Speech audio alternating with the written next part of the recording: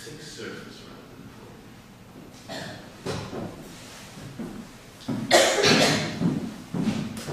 a the surface of the Earth, now increasingly called upon to perform as evidence or as witness in political negotiations, international tribunals, and fact-finding missions, is not an isolated, distinct, standalone object, and nor did it ever replace the subject. Rather, it is a thick fabric of complex relations, associations, and chains of action between people, environments, and artifices. It always overflows any map that tries to frame it, because there's always more connections to be made.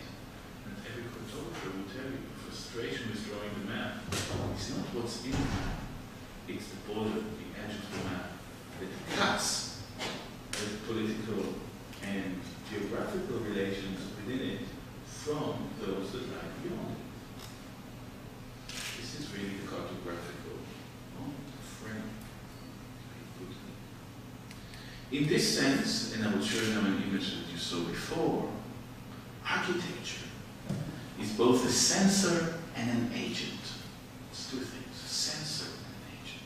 Sensor in what way? We think of architecture as a static thing, but physical structures and built environments are elastic and responsive. Architecture, I once proposed, is political plastic. Social forces slowing into form. This is true of the scale of a building and also of larger territories. Buildings undergo constant deformation. Structures are said to behave in response to forces, and buildings are said to perform or misperform in relation to program. It takes years. This is obviously Doris Lego at Tate Britain. It's a piece I've written about and like very much. It takes years for trapped air bubbles to make their way between paint layers and structure.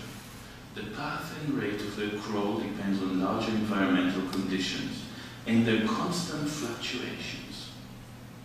Walls gradually bend and ceilings sag. Deterioration and erosion continue the builder's process of form-making. Cracks make their way from geological formation across city surfaces to buildings and architectural details, moving within and across inert matter and built structures. They connect mineral formations and artificial constructions. They appear and disappear, continuously translating false contradictions into the lines of least resistance. The structural pathology of a building is a diagram that records the influence of an entangled and potentially infinite political natural environment, registering year-on-year temperature changes, almost imperceptible fluctuation in humidity and pollution, which are themselves indication of political transformations, patterns, and tendencies. Right? So we have here, within the first few millimeters of the building, you can read politics as registered in negotiations on pollution, for example, changing policies, etc. A blast, however, marks the responsive elasticity of built structures. An explosion causes a rapid release of energy in the form of sound, heat, and shock waves.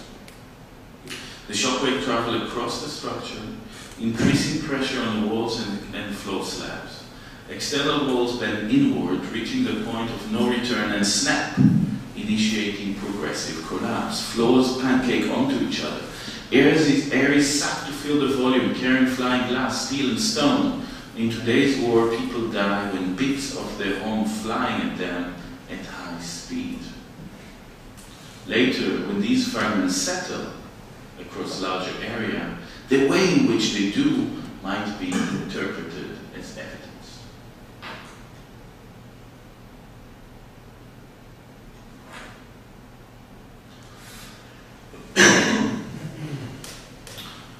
In Gaza, or in Israel, 2008-2009 attack on Gaza, most people died in buildings. 1,400 people. Most of those died in their own homes. Most of those died in buildings, died in their own homes. So architecture is no longer the location of war. We are not seeing ruins in their isolation. These are graves, and these are the tools and munitions within which people die. People die by our building, and we're not having buildings representing architecture. So it was not surprising that the Goldstone investigation that came to interpret for the UN that war in the frame of international law had to rely very much on architectural evidence. I don't know in what detail I should actually talk about it. Has everybody read this piece that we circulated? Everybody? Did somebody not read it? Forensic architecture, please. On that, should I go through it? I sent it to people, but I don't know if people read it. Let's assume that they did. Sorry for those who did. It's always those who follow the program that are finally punished for doing so. We're having to hear that again. So the Goldstone report is a human rights report, right? Because he is part of the Human Rights Council. And as we said, human rights are very committed to testimony. The Goldstone report, if you're a nerd like me and read the methodology section of the Goldstone report, you can see a methodological shift that is clearly registered in this section. From speaking to witnesses, although the Goldstone Commission does speak to many witnesses, to the emphasis shift to pathology, speaking to bodies. And within the kind of the entry of forensic science into as a method of human rights investigation, forensic architecture becomes very important. And the work of this man, Mark Berlasco, is the most important in this context. Mark Berlasco is Human Rights Watch, or was Human Rights Watch, chief of battle damage assessment or something like that. So it was, and his work on the ruins of Gaza were quoted 36 times by Goldstone. So most of Goldstone research is based on the work of Berlasco. So it was also somehow strange when on the 15th of September 2009, the very same day that the Goldstone report was published, the report condemning Israel for war crimes in Gaza, this man, Mark Berlasco, was suspended from Human Rights Watch. And the reason for his being suspended was that an Israeli, pro-Israeli bloggers found out that Mark Berlasco, besides being one of the best forensic analysts of architecture, Mark Berlasco was for architecture what Clyde Snow was for scouts, right? Is also a closet, how to say, collector of Nazi memorabilia. In fact, accusing him of being a Nazi fetishist and finding out on the blogs several times when he expressed some enthusiasm for Nazi daggers, boots, and leather jackets. But he was mainly, his area of speciality was Nazi metals, in fact, and the change of composition of metals within them. So he was accused of fetishism. And I was very moved by the war and the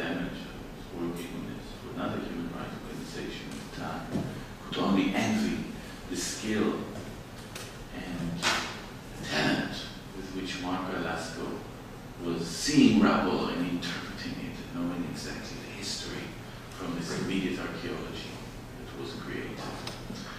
I thought that in humility I should simply defend him rather than offer an alternative reading to the rabble. And I met Galasco and I offered him to, as an Israeli Jew, I said, well, if I take your side, that would be perhaps rather useful against accusations as a Nazi fetishist. Would say your work is very good. But I also wanted to say that it is not in spite of the fact of his fetish, quote unquote, that we should believe his reading, but because of it. I.e., that there is something of the fetish in forensics. And obviously, what do we expect people that speak to objects and wanting those objects to speak back to them to be? So I thought Galasco fetish is the highest and most extreme form of a cultural phenomenon of forensic fetishism that is highly important. Convinced myself of this, but Galasco did not think that was the right approach to defend him, which I understood his concern. But let's think about it. So rather than being, in Marxist term, the commodity fetish being something that hides and masks the relation of production that goes into the making of a product or an object, right? You look at the Marxist in the group. Well, commodity fetishism, we all read about it. Or the kind of the sexual fetish where a part, a shoe,